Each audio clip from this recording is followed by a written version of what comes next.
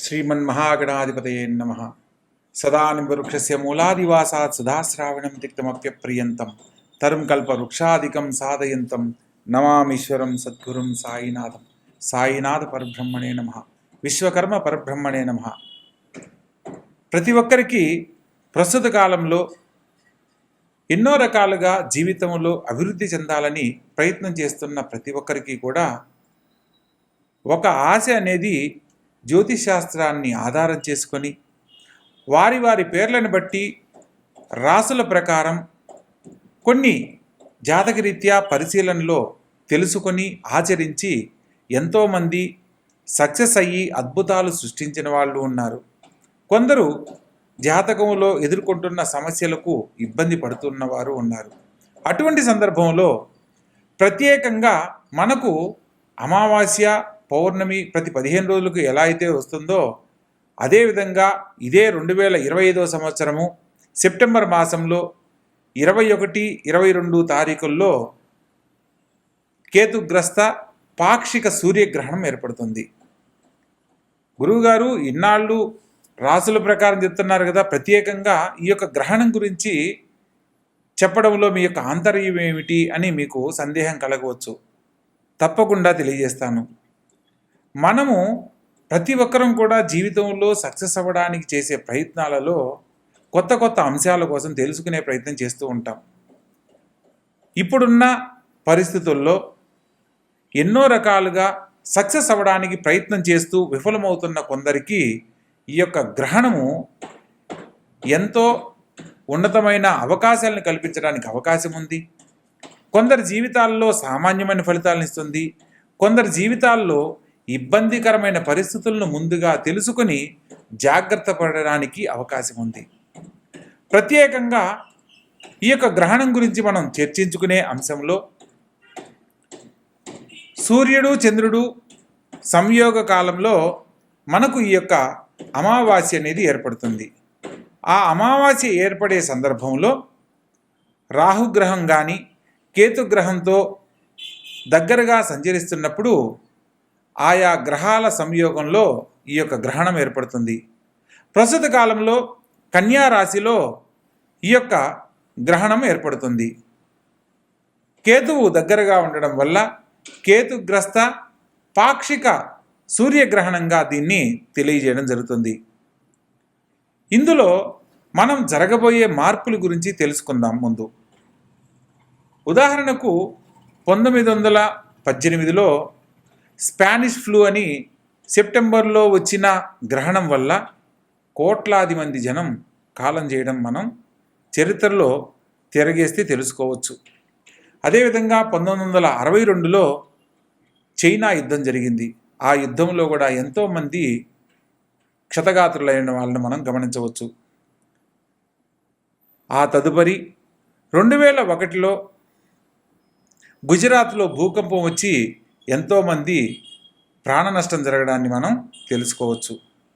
2009లో సంపూర్ణ సూర్యగ్రహణం ఏర్పడింది. ఆ సందర్భంలో ఎంతోమంది ఆర్థిక సంక్షోభంతో విలవిల్లాడుతూ ఇబ్బందులు పడిన వాళ్ళని మనం గమనించవచ్చు. అదేవిధంగా ప్రతి ఒక్క గ్రహణానికి ఒక సూచన రూపంలో మనకు తెలియజేస్తూ ఎన్నో రకాల అంశాలను తెలుసుకొని పరిహారాల రూపంలో మనం ఆచరించే విధానాలను బట్టి గొప్ప జీవితాన్ని పొందే అవకాశం ఉంది. కాబట్టి భగవంతుడు మనకిచ్చిన అవకాశాన్ని ఉపయోగించుకుంటూ ఈ యొక్క గ్రహణం గురించి ప్రతి ఒక్క రాశుల వారు వివరంగా తెలుసుకోండి. ఏదైతే గొప్ప జీవితం ఉన్నవాళ్ళు కానీ లేదా జాతకరీత్యా కొన్ని ఇబ్బందులు ఎదుర్కొనబోతున్న వారికి సంబంధించిన విషయాల గురించి కానీ తెలుసుకొని పరిహారాల రూపంలో ఏం చేయాలో తెలుసుకొని ఆచరించిన ప్రతి ఒక్కరూ కూడా యోగ జాతకులే. ప్రతి ఒక్కరికి ఒక అద్భుతమైన అవకాశాన్ని తెలియజేస్తూ ఈ యొక్క వీడియో చేయడం జరుగుతుంది. మీకు జాతకరీత్యా ఏదైనా సందేహం ఉన్నట్లయితే కింద స్క్రోల్ అవుతున్న నెంబర్కు కాల్ చేసి తెలుసుకునే ప్రయత్నం చేయండి. తప్పకుండా ప్రతి ఒక్క విషయాన్ని తెలియజేయడం జరుగుతుంది. ఇందులో భాగంగా ఈ యొక్క గ్రహణం ఏర్పడిన సమయంలో ప్రత్యేకంగా 4 రాసుల వారు మాత్రం అద్భుతమైన యోగ ఫలితాలు పొందబోతున్నారు. ప్రత్యేకంగా విశ్వభావ రాశుల్లో ఉన్నవాళ్ళు మిశ్రమ ఫలితాలు పొందబోతున్నారు. అదేవిధంగా కొన్ని 4 రాసుల వాళ్ళు కొంత ఇబ్బందులు ఎదుర్కొంటూ పరిహారాల ద్వారా ఉన్నతమైన జీవితాన్ని పొందే అనుకూలతను పొందబోతున్నారు. వాటి గురించి వివరంగా ఒక్కొక్క రాసుల వారీగా మనం ఇప్పుడు తెలుసుకునే ప్రయత్నం చేద్దాం. ముఖ్యంగా ఈ సంవత్సరం 2025 సెప్టెంబర్ 21, 22 తారీఖుల్లో ఏర్పడే పాక్షిక సూర్యగ్రహణం, కేతుగ్రస్త పాక్షిక సూర్యగ్రహణం గురించి తెలుసుకునే అంశంలో మన యొక్క భారతీయులకు ఈ యొక్క గ్రహణ దోషం వర్తిస్తుందా, గ్రహణ సూతకం వర్తిస్తుందా లేదా అన్న విషయాన్ని మనం తెలుసుకుందాం. ప్రత్యేకంగా మనకు సూర్యోదయ కాలంలో సూర్యగ్రహణం ఏర్పడితే మనకు భారతదేశంలో అది దోషంగా పరిగణ చేయడం జరుగుతుంది. కానీ ఇతర దేశాలలో అంటే న్యూజిలాండ్, పసిఫిక్ మహాసముద్రం ప్రాంతము, అంటార్కిటికా ప్రాంతము, ఈ సరిహద్దుల్లో ఈ యొక్క గ్రహణం ఏర్పడుతుంది. సూర్యోదయ కాలంలో అక్కడ ఏర్పడుతుంది అని అంటే మనకు రాత్రి కాలం అవుతుంది. కాబట్టి భారతీయులకు ఈ యొక్క సూర్యగ్రహణ దోషం అనేది ఏది వర్తించదు, అంటే గ్రహణ సూతకం అనేది వర్తించదు. కానీ ఈ గ్రహణ దోషం వర్తించినప్పుడు మనం ఎందుకు దీని గురించి ఆలోచించాలి అని సందేహం కలగవచ్చు. కానీ గ్రహణం ఎక్కడ ఏర్పడినప్పటికీ కూడా గ్రహణ దోషాన్ని పోగొట్టుకునే దానికి చేసే పరిహారాల వల్ల గొప్ప జీవితాన్ని పొందడానికి అవకాశం ఉంది. అందులో ప్రత్యేకంగా సూర్యగ్రహ సంచారంలో ఈ యొక్క గ్రహణం ఏర్పడుతుంది. కాబట్టి రవి గ్రహానికి సంబంధించిన నక్షత్రాల వాళ్లకు, రాసుల వాళ్లకు కొంత ఇబ్బందికరమైన పరిస్థితులను ఎదుర్కొంటూ గొప్ప జీవితాన్ని పరిహారాల రూపంలో పొందడానికి అవకాశం ఉంటుంది. ఒక్కొక్క రాసుల వారిగా ఇప్పుడు వివరంగా తెలుసుకునే ప్రయత్నం చేద్దాం. ప్రత్యేకంగా ఉన్నతమైన జీవితాన్ని, భవిష్యత్తు సంబంధించి ఎప్పటి నుంచో ప్రయత్నం చేస్తూ విఫలమవుతున్న వాళ్ళకి ఒక అద్భుతమైన అవకాశంగా ఈ యొక్క గ్రహణ సమయంలో 4 రాసుల వాళ్ళ గురించి మనం ఇప్పుడు చర్చించుకుందాం. అందులో ప్రధానంగా వృషభ రాశి, కర్కాటక రాశి, వృశ్చిక రాశి మరియు మకర రాశి. ఈ యొక్క రాసుల వాళ్లకు అద్భుతమైన యోగ ఫలితాలు పొందబోతున్నారు. ప్రత్యేకంగా ఈ రాసుల్లో పుట్టిన వారికి ఎప్పటి నుంచో ఆగిపోయిన పనులు మళ్ళా తిరిగి ప్రారంభం కాబోతున్నాయి. విదేశీయాన యోగంలో స్థిరపడాలనుకున్న వారికి నూతన అవకాశాలు రాబోతున్నాయి. కోర్టు ద్వారా పరిష్కారం కాని సమస్యలు పరిష్కరించబడుతున్నాయి. గొప్ప జీవితంలో స్థిరపడడానికి ఈ సందర్భంలో నూతన అవకాశాలకై వాళ్ళు వేచి ఉన్న ప్రతి ఒక్కరూ కూడా గొప్ప అవకాశాల ద్వారా ఉన్నతమైన జీవితాన్ని పొందేందుకు అవకాశం ఉంది. అదేవిధంగా మిశ్రమ ఫలితాలను కనుక మనం పరిశీలించినట్లయితే కన్యారాశిలో ఈ యొక్క గ్రహణం ఏర్పడుతుంది. కాబట్టి కన్యారాశి జాతకులు, అదేవిధంగా మిథున రాశి జాతకులు, అదేవిధంగా ధనస్సు మరియు మీనరాశుల వారికి మిశ్రమ ఫలితాలుగా గోచరిస్తున్నాయి. లగ్నంలో గ్రహణం ఏర్పడినప్పుడు కన్యారాశి వారికి, సప్తమ స్థానంలో మీనరాశి సంచరిస్తున్న వారికి, మీనరాశి జాతకులకు, ప్రత్యేకంగా రాజ్యస్థానంలో మిథున రాశి జాతకులకు, చతుర్థంలో సంచరిస్తున్న ధనుసు రాశి జాతకులకు మిశ్రమ ఫలితాలుగా సూచన చేయడం జరుగుతుంది. అంటే పరిష్కారం కాని సమస్యలు పరిష్కరించబడము జరుగుతుంది, కానీ ఆలస్యంగా సక్సెస్ అవ్వడం జరుగుతుంది. జరగవు అనేది కాదు, వీరికి కొన్ని పరిహారాల ద్వారా ఉన్నతమైన జీవితాన్ని సకాలంలో పొందడానికి అవకాశం ఉంది అని. ఇక ప్రత్యేకంగా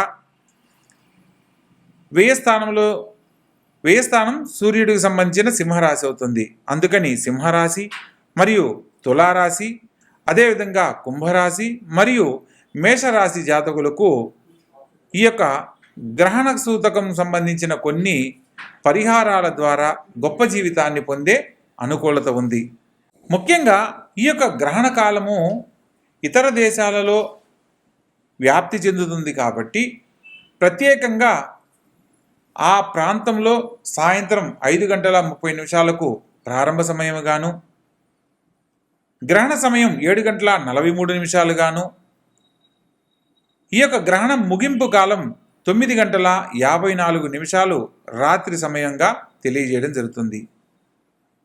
ఆయా ప్రాంతాలకు మన భారతీయ సాంప్రదాయానికి సంబంధించి అక్షాంశ రేఖాంశాలను కనుక పరిశీలించినట్లయితే మనకు ఆ సమయము రాత్రి 10:59 ప్రారంభకాలం గాను, 21వ తారీఖు రాత్రి 10:59 తర్వాత ఈ యొక్క గ్రహణ సమయము కరెక్ట్గా 22వ తారీఖు 1:13 సూర్యోదయ పూర్వకాలం గాను, తదుపరి 3:23 ముగింపు కాలంగా 22వ తారీఖు నాడు పూర్తవుతుంది. ఈ గ్రహణ సమయం మొత్తం 4:24 జరుగుతుంది. ప్రత్యేకంగా గ్రహణ సమయంలో కొన్ని అన్ని రాసుల వారు పాటించే విధి విధానాలను మనం తెలుసుకోవాలి. ముఖ్యంగా గ్రహణ సమయంలో ఎటువంటి తినుబండారాలు కానీ వంటలు కానీ చేయరాదు, వండిన పదార్థాలను భుజించరాదు. మన హిందూ సాంప్రదాయంలో ప్రత్యేకంగా గ్రహణ సమయానికి 9 గంటల ముందు నుంచి ఉపవాస నియమాలను పాటించాలనేది శాస్త్రసమ్మతం. కొందరు ఆరోగ్యరీత్యా ఇబ్బంది లేని వాళ్ళు గ్రహణ ప్రారంభ కాలం నుంచి గ్రహణం పూర్తయ్యేంత వరకు ఉపవాస నియమాలను ఆచరించాలి. ప్రత్యేకంగా ఈ సందర్భంలో దైవ సంబంధమైన కార్యక్రమాలు చేయడం వల్ల దైవ నామస్మరణ కానీ జపము కానీ, ప్రత్యేకంగా పితృదేవతలను ఆరాధిస్తూ చేసే దానానికి విశేషమైన ఫలితాలు కలుగుతాయి. గ్రహణ ప్రారంభ కాలంలో పట్టు విడుపు కాలాలను అంచనా వేసుకుని ఆ 4:30 గంటల సమయాన్ని ఎవరైతే భక్తితో వారి యొక్క కులదేవతా నామాన్ని కానీ, ప్రత్యేకంగా వారి యొక్క ఇష్టదైవ నామాన్ని కానీ, ఏదైనా మంత్రాన్ని ఉపదేశం తీసుకొని ఆ సమయంలో ఆచరించిన వారికి విశేషమైన ఫలితాలు కలుగుతాయి. పితృదేవతల ఆశీర్వాద బలం లభిస్తుంది. అదేవిధంగా ఈ యొక్క గ్రహణ సమయం పూర్తయిన తరువాత సూర్యోదయ కాలంలో పేదవారికి అన్న సంతర్పణ ఏర్పాటు చేసి పితృదేవతలను ఎవరైతే స్మరణ చేస్తారో వారికి అఖండ ఐశ్వర్య ప్రాప్తి కలుగుతుంది. అదేవిధంగా వంశపారంపర్య దోషాలు నివృత్తి చెందుతాయి.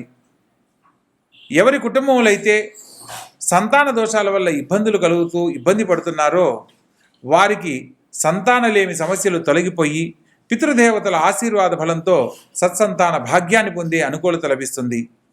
ఎవరి జీవితంలో అయితే గృహయోగం లేదని బాధపడుతూ ఇబ్బంది పడుతున్నారో పితృదేవతలను స్మరణ చేసుకుంటూ చేసే దాన సంస్కరణ వల్ల వారు కోరుకున్న విధంగా గృహయోగము, భూలాభము, ధనలాభ ప్రాప్తి కలగడానికి అవకాశం ఉంటుంది. ప్రత్యేకంగా ఏదైతే మంత్రాన్ని అనుష్ఠానం చేస్తూ భగవంతుని మీద భక్తితో స్మరణ చేస్తారో వారికి ఆ భగవంతుని యొక్క సంపూర్ణమైన అనుగ్రహం లభించి ధనకనక వస్తువాహనాలతో తొలుతూగేలా ఆ భగవంతుడు అనుగ్రహించడం కూడా జరుగుతుంది. ప్రత్యేకంగా మనం ఇన్ని విషయాలు తెలుసుకుంటున్న సందర్భంలో గ్రహణ సమయంలో ప్రపంచానికి సంబంధించి ఎన్నో చోట్ల విధ్వంసాలు జరిగిన విషయాన్ని కూడా మనం చర్చనీయాంశం చేసుకున్నాం. కాబట్టి ఇదే సంవత్సరం కూడా సూర్యగ్రహణానికి సంబంధించిన విషయంలో ఈ సంవత్సరం కూడా జరగబోయే విధ్వంసాలలో భూకంపాలు, జలప్రళయాలు, అగ్నిమాపకానికి సంబంధించిన విషయాలలో అగ్ని ప్రమాదాలు, రాజకీయాలలో కొన్ని మార్పులు, రాజకీయ పలుకుబడి చెందిన ఉన్నతమైన వ్యక్తులలో కొందరు కాలం చేయడం లాంటి పరిస్థితులు, అనుకోని సంఘటనలను ఎదుర్కోవడం లాంటివి జరగడానికి ఈ సూర్యగ్రహణం ద్వారా మనం తెలుసుకోవచ్చు. శ్రీమద్విరాట్ పోతులూరి వీరబ్రహ్మేంద్ర స్వాముల వారి కాలజ్ఞానం అంచనా ప్రకారము ఈ యొక్క 2025లో అనేక చోట్ల అనేక రకాలుగా జలప్రళయాల ద్వారా కొంత జన నష్టము, భూకంపాల ద్వారా కొంత ధన నష్టము, భూ నష్టము, ఆర్థిక మాంద్యానికి సంబంధించిన సమస్యలు ఎదుర్కోవడము, యుద్ధాలు లాంటివి జరగడానికి ఎక్కువగా అవకాశాలున్నాయి. మరియు రాబోతున్న కాలంలో ఇంకా అనేక రకాల ప్రమాదాలు జరగడానికి కూడా అవకాశం ఉంది. ప్రస్తుత కాలంలో సాంకేతిక రంగంలో అనుకోని మార్పులు చోటు చేసుకుంటున్నాయి. మనం ప్రస్తుతం గమనిస్తున్న విషయంలో ప్రతి ఒక్కరూ కూడా సాంకేతిక రంగానికి సంబంధించి కొన్ని సంస్థలను ఆధారం చేసుకొని ఎన్నో రకాల కొత్త కొత్త ప్రయోగాలు చేస్తున్నారు. అందులో ఇప్పుడు ఏఐ టెక్నాలజీ పేరుతో ఎన్నో రకాల కొత్త అంశాలను కనుక్కొని వాటి ద్వారా నూతన టెక్నాలజీని భవిష్యత్తులోకి తీసుకొస్తున్నారు. దీనివల్ల ఎప్పటి నుంచో ఉన్న వాటి వల్ల ఎన్నో రకాల సమస్యలు ఎదుర్కోవడము, కొత్త సాంకేతిక రంగాల వల్ల ఎంతోమంది నిరుద్యోగ సమస్యలను ఎదుర్కోవడం లాంటివి జరగడానికి కూడా అవకాశం ఉంది. కాబట్టి రాబో తరాలు వారికి ఇప్పుడు జరగబోతున్న సూర్యగ్రహణాన్ని ఆధారం చేసుకుని ఏదైతే పరిహారంగా మనం తెలుసుకుని ఆచరిస్తామో తద్వారా మన జీవితాలకు సంబంధించి సమస్యలు లేని జీవితాన్ని పొందడానికి అవకాశం ఉంది. కాబట్టి జ్యోతిష్ శాస్త్రంలో ఒక ముఖ్యమైన విషయాన్ని మనం తెలుసుకోవచ్చు. జననీ జన్మ సౌఖ్యానాం వర్ధనీ కుల సంపదం పదవి పూర్వపుణ్యానాం లిఖ్యంతే జన్మపత్రిక. మనము ఈ జనని అంటే ఈ యొక్క భూమి మీద, జన్మ సౌఖ్యానాం ఈ భూమి మీద జన్మించాము అంటే వర్ధనీ కుల సంపదం ఏ వంశంలో పుట్టామో, ఎటువంటి స్థితిగతులు పొందబోతున్నామో, పదవి పూర్వపుణ్యానాం గత జన్మలో చేసిన పాపకర్మ పుణ్య ఫలితాలను ఆధారం చేసుకుని కొన్ని పరిహారాల ద్వారా లిఖ్యంతే జన్మపత్రిక, వాటి గురించి సవివరంగా రాస్తున్నదే ఈ జన్మపత్రిక అని ఎవరి జన్మలగ్న పత్రిక రాయిపోయే ముందు ఈ యొక్క శ్లోకాన్ని లిఖించి తదుపరి వారి యొక్క జీవిత జాతక చక్రాన్ని, లగ్న చక్రాన్ని కట్టడం అనేది జరుగుతుంది. ఆ సందర్భంలో జాతకంలో ఎన్నో రకాల దోషాలు ఉన్నప్పటికీ కూడా ఈ జాతకులు యోగ జాతకులే అని రాసి తదుపరి అయినప్పటికీ అని చెప్పి తదుపరి దానికి సంబంధించిన పరిహారాలను ఆచరించినట్లయితే ఈ కుటుంబంలో వీరి తండ్రి దేవత, పితృదేవతలు అందరూ కూడా ఆనందకరమైన జీవితాన్ని పొందుతారనేది మనం తెలుసుకోవచ్చు. ఏదైనా దోషం ఉన్నప్పుడు దోషానికి సంబంధించి మనం పరిహారం చేస్తున్నామా, లేకపోతే సంతానంలో దోషం కలిగింది, మాతృదోషం, పితృదోషం లేదా భ్రాతృదోషం, ఇలా మామగారి గండం, ఇలా రకరకాల దోషాలు ఉన్నాయి కొన్ని నక్షత్రాల వారికి. ఆశ్లేష నక్షత్రం అత్తగారి కీడు అంటారు, మూలా నక్షత్రం మామగారి కీడు అంటారు, జ్యేష్ఠ నక్షత్రం భర్త అన్నగారి కీడు అంటారు, విశాఖ నక్షత్రం భర్త తమ్ముడు గారి కీడు అంటారు. ఇలా మనకు జాతకంలో పుట్టిన సమయాన్ని బట్టి ఎన్నో రకాలుగా దోషాలు ఉన్నప్పటికీ మనం పరిహారాలు చేసుకుంటూ మన యొక్క జీవితాన్ని గొప్పగా మార్చుకుంటున్నాం. కానీ పనికి రాదని పక్కన పెట్టట్లేదు. జ్యోతిష్ శాస్త్రము అదే చెప్తుంది. జ్యోతిర్ అంటే జీవితానికి సంబంధించిన వెలుగుకు సంబంధించింది, శాస్త్రం అంటే దాని గురించి అధ్యయనం చేయబడింది అని. జ్యోతిష్ శాస్త్రం అంటే మన జీవితాలను గొప్పగా మార్చుకోవడానికి ఒక అధ్యయనం చేయబడిన ఒక శాస్త్రం. దీంట్లో మనం ఎవరైతే తెలుసుకున్నది ఆచరిస్తారో వాళ్ళు మాత్రమే గొప్ప జీవితాన్ని పొందుతారనే అంశాన్ని మనం తెలుసుకోవచ్చు. ఎంతోమందిని ఉన్నతమైన జీవితంలో ఉన్న వాళ్ళని మనం చూసి తెలుసుకోవడానికి అవకాశం ఉన్నది. ప్రస్తుత కాలంలో ఒక్కొక్క రాసుల వారిగా ఏ రాసుల వారు ఎటువంటి స్థితిగతులు పొందబోతున్నారు, ఏ పరిహారాల ద్వారా ఉన్నతమైన జీవితాన్ని పొందబోతున్నారు అన్న అంశాన్ని వివరంగా తెలుసుకుందాం. కుంభరాశి. ఈ కుంభరాశి జాతకులను కనుక పరిశీలించినట్లయితే ప్రస్తుత కాలంలో కొంత ఇబ్బందులను ఎదుర్కొంటూ గొప్ప జీవితాన్ని పొందే అనుకూలత లభిస్తుంది. ప్రత్యేకంగా ధనస్థానంలో సంచరిస్తున్న శని భగవంతుడు, లగ్నాధిపతి అయిన శని భగవంతుడు రెట్రోగేట్ అయినందువల్ల ప్రతి పనిలో కూడా కొంత మొండి పట్టుదల ఉంటుంది. నేను ఈ పని ఖచ్చితంగా నేనే చేయాలి, దీనివల్ల లాభం వచ్చినా నష్టం వచ్చినా అవతల వాళ్ళకి మాట ఇచ్చాను అనే ఒక సంకల్ప బలంతో చేసే పనుల వల్ల కొంత ఇబ్బందులు ఎదుర్కొనే పరిస్థితులు ఎదురవుతాయి. అయినప్పటికీ కుటుంబంలో సంతానం వల్ల మంచి గుర్తింపు లభిస్తుంది. పేరు ప్రతిష్టలు తీసుకొచ్చే సంతానము మీకు కలగడం ఒక విశేషంగా భావిస్తారు. ప్రత్యేకంగా జీవిత భాగస్వామితో అనుకూలత చక్కగా ఉంటున్నప్పటికీ కొన్ని సందర్భాలలో మీరు ఖచ్చితంగా మాట్లాడే వ్యవహార ధోరణిని మార్చుకోవాలని సూచనగా తెలియజేయడం జరుగుతుంది. జీవిత భాగస్వామితో వాగ్వివాదాలు చేయకండి. తండ్రి గారి ఆరోగ్యం పట్ల జాగ్రత్త వహించాలి. తల్లిగారితో పాటు ఆరోగ్య జాగ్రత్తలు పాటించడం తప్పనిసరి. తల్లిగారితో ఎటువంటి సందర్భంలో కూడా వ్యతిరేకతగా ప్రవర్తించరాదు. మీ తల్లి బాధపడకుండా చేసే ప్రతి పనిలో కూడా మీరు గొప్ప జీవితాన్ని పొందే అనుకూలత ఏర్పడుతుంది. ఈ సందర్భంలో బంధువులకు మీ యొక్క వ్యక్తిగత విషయాలను చర్చనీయాంశం కాకుండా జాగ్రత్త పడండి. ప్రత్యేకంగా శారీరక శ్రమ, ఒత్తిడి అధికమయ్యి కొంత మానసిక ప్రశాంతతను కోల్పోయే పరిస్థితులు ఎదురయ్యేందుకు అవకాశం ఉంది. కాబట్టి ఈ సమయంలో కొంత శాంతంగా వ్యవహరించడం తప్పనిసరి. ముఖ్యమైన విషయాలలో వ్యాపార రంగంలో వారికి చక్కని అవకాశాలు వస్తున్నప్పటికీ ప్రస్తుతము నూతన ఆలోచనలు చేయరాదు అన్న సత్యాన్ని తెలుసుకొని నడుచుకోవాలి. ప్రత్యేకంగా ఈ రాశి వారికి ప్రస్తుత కాలంలో రాజకీయ పలుకుబడికి సంబంధించిన అంశాలలో కొన్ని వ్యతిరేకతలు చోటు చేసుకుంటున్నాయి. ముఖ్యమైన విషయాలలో ఆలోచించి నిర్ణయం తీసుకొని ముందడుగు వేయాలి. ధన సంబంధమైన విషయాలలో ఎటువంటి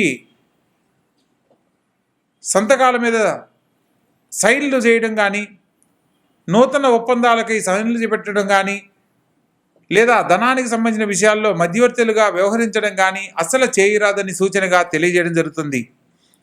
తద్వారా వాళ్ళు ఇవ్వకపోగా మీరు కారణమయ్యి మీ ఇద్దరు మిత్రుల మధ్య సమస్యలు తలెత్తడానికి అవకాశం ఉంటుంది. కాబట్టి ప్రతి పనిని ఆలోచించి నిర్ణయం తీసుకొని ముందడుగు వేయాలి. ప్రత్యేకంగా ఈ యొక్క గ్రహణ సమయానికి సంబంధించి కొన్ని పరిహారాల ద్వారా మీరు సమస్య నుంచి బయటపడే మార్గాన్ని పొందవచ్చు అన్న సూచనను గమనించాలి. ప్రత్యేకంగా ఈ రాశి వారికి ఆంజనేయ స్వామి వారిని ఆరాధించడం వల్ల అనుకోని సంఘటనల్లో ఇబ్బందుల నుంచి బయటపడి ధైర్యంతో, విజయోత్సాహంతో ప్రతి పనిని పూర్తి చేయగలరు. దైవ బలాన్ని మించి ఏదీ జరగదు అన్న సత్యాన్ని నమ్మి ముందడుగు వేయాలి. ప్రత్యేకంగా హనుమంతుల వారిని దర్శించడం ద్వారా, హనుమంతుల వారిని సేవించడం ద్వారా అన్ని రకాల స్థితిగతులు, పరిస్థితుల నుంచి బయటపడడమే కాకుండా గొప్ప జీవితాన్ని పొందే అనుకూలత లభిస్తుంది. ప్రత్యేకంగా ఆరోగ్య విషయంలో ఒకటి జాగ్రత్తలు పాటించాలి. ప్రయాణాల విషయంలో వాయిదా వేసుకోవడం ఎంతో మంచిది. కోర్టు ద్వారా పరిష్కారం కాని సమస్యలు కొంతకాలం వాయిదా వేయడం మంచిది అని సూచనగా తెలియజేయడం జరుగుతుంది. మొత్తం మీద ఈ రాశి వారికి ఆంజనేయ స్వామి వారిని దర్శించి ఓం హనుమతే నమః అనే మంత్రాన్ని కానీ, ఓం హరిమర్కట మర్కటాయ నమః అనే మంత్రాన్ని గనక స్మరణ చేసుకుంటూ మంగళవారం నాడు స్వామివారికి సింధూరాన్ని సమర్పించి ఆరెంజ్ కలర్లో ఉన్న స్వీట్ పదార్థాన్ని భగవంతునికి సమర్పించి ప్రసాదంగా పంచినట్లయితే మీరు కోరుకున్న పనుల్లో ఆంజనేయ స్వామి వారి ఆశీస్సులతో విజయోత్సాహంతో ప్రతి పనిని ధైర్యంగా ఎదుర్కొని ఎటువంటి సమస్యనైనా అధిగమించగలరు. దైవ బలాన్ని మించి ఏది జరగదు కాబట్టి ఆంజనేయ స్వామి వారి ఆరాధన చేయండి. లేదా ప్రత్యేకంగా ఓం మనోజవం మారుతతుల్య వేగం జితేంద్రియం బుద్ధిమతాం వరిష్టం వాతాత్మజం వానరయుధ ముఖ్యం శ్రీరామదూతం శిరసా నమామి అన్న మంత్రాన్ని స్మరణ చేసుకుంటూ ఉన్నా కూడా మీరు కోరుకున్న గొప్ప జీవితాన్ని పొందవచ్చు. ప్రత్యేకంగా హనుమంతుల వారిని ఆరాధించే సమయంలో శ్రీ రామభక్త హనుమంతే నమః అనే మంత్రాన్ని కనుక పఠించినట్లయితే ఆ హనుమంతుల వారి అనుగ్రహం శీఘ్రముగా లభిస్తుంది. హనుమంతుల వారిని ఆరాధించేటప్పుడు జై ఆంజనేయ అని కానీ, జై బజరంగబలి అని అన్నా కానీ ఆయన అనుగ్రహించడు. ఎప్పుడైతే తన దైవంగా భావిస్తున్న తన దేవుడైన శ్రీరామచంద్ర ప్రభువుల వారితో పాటు ఆయన్ని స్మరణ చేసిన వారికి ఆయన వెంటనే అనుగ్రహిస్తాడని మనకు పురాణాలు తెలియజేస్తున్నాయి. కాబట్టి శ్రీరామభద్రాయ నమః అని కానీ, లేదా శ్రీరామ హనుమతే నమః అనే మంత్రాన్ని కనుక స్మరణ చేస్తూ ఉన్నట్లయితే మీరు కోరుకున్న గొప్ప జీవితాన్ని పొందడానికి అవకాశం ఉంటుంది. కాబట్టి చక్కగా ఆచరించండి, ఆనందకరమైన జీవితంలో జీవించండి. ప్రత్యేకంగా కేతుగ్రస్త పాక్షిక సూర్యగ్రహణానికి సంబంధించి గ్రహణ సమయంలో పాటించవలసిన విధి విధానాలను తెలుసుకొని ఆచరించండి. దైవ బలంతో మీరు కోరుకున్న గొప్ప జీవితంలో స్థిరపడండి. ప్రత్యేకంగా ఈ సమయంలో గ్రహణ సమయాన్ని మీరు సద్వినియోగపరుచుకోవాలి. అవకాశం ఉన్నంత వరకు స్నానమాచరించి గ్రహణం విడుపు కాలంలో గ్రహణం పూర్తయిన తరువాత అన్న సంతర్పణ కార్యక్రమాలు పేదవారికి ఏర్పాటు చేయడం వల్ల పితృదేవతల అనుగ్రహం లభిస్తుంది. గ్రహణ సమయంలో ఇష్టదేవతారాధన, కులదేవతారాధన చేయడం ఎంతో అత్యుత్తమమైన మార్గంగా చెప్పడం జరుగుతుంది. ప్రత్యేకంగా మీకు కులదేవత తెలియకపోయినా ఓం నమశివాయని శివపంచాక్షరి మంత్రాన్ని పఠించిన అపమృత్యు దోషాలు తొలగిపోతాయి. దైవబలంతో అనేక రకాల ఉన్నతమైన జీవితాన్ని పొందడానికి అవకాశాలు ఏర్పడతాయి.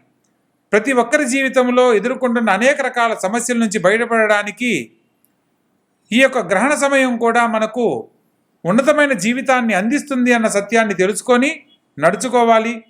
ప్రత్యేకంగా గ్రహణ సమయంలో ఎటువంటి తినుబండారాలు భుజించరాదు. గర్భిణీ స్త్రీలు గ్రహణ సమయంలో బయటికి రాకూడదు. ప్రత్యేకంగా మనకు భారతదేశంలో రాత్రిపూట జరుగుతున్న ఈ యొక్క సూర్యగ్రహణ కారణంగా భారతదేశానికి గ్రహణ సూచన, గ్రహణానికి సంబంధించిన సూతకం ఉండనప్పటికీ ఆచరించే విధానాన్ని బట్టి మనకు సత్ఫలితాలు పొందే అవకాశం ఉంది. కాబట్టి ప్రతి ఒక్కరూ ఆచరించండి, ఆనందకరమైన జీవితంలో జీవించండి. సర్వే జనా సుఖినో భవంతు. శుభం భూయాత్.